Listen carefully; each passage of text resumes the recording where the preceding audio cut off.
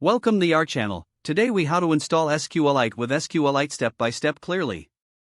To install SQLite, begin by visiting the official SQLite website.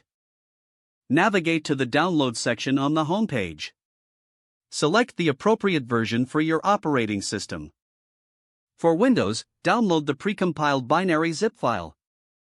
For Mac OS, download the precompiled binary.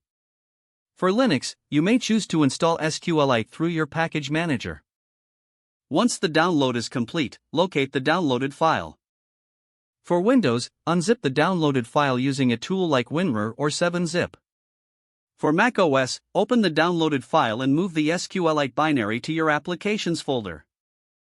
For Linux, open a terminal window to proceed with the package manager installation.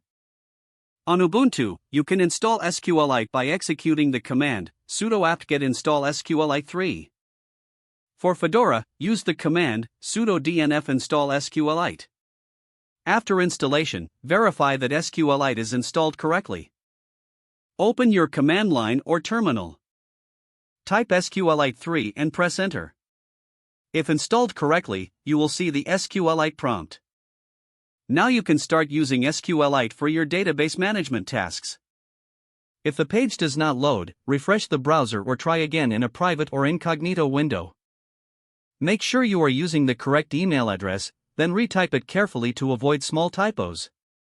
If your password is not accepted, use the reset option and create a new strong password you can remember. Check your spam folder for verification or security emails, then complete any requested confirmation steps. Enable two-factor authentication if available to improve account security and reduce unauthorized access risk.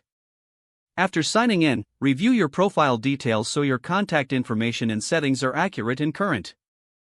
If you see an error message, note it down and try again after restarting your device and internet connection. Log out when you finish, especially on shared devices, to keep your account and payment information secure. If the page does not load, refresh the browser or try again in a private or incognito window. Make sure you are using the correct email address, then retype it carefully to avoid small typos. If your password is not accepted, use the reset option and create a new strong password you can remember. Don't forget to like this video and subscribe to our channel for more step-by-step tech guides.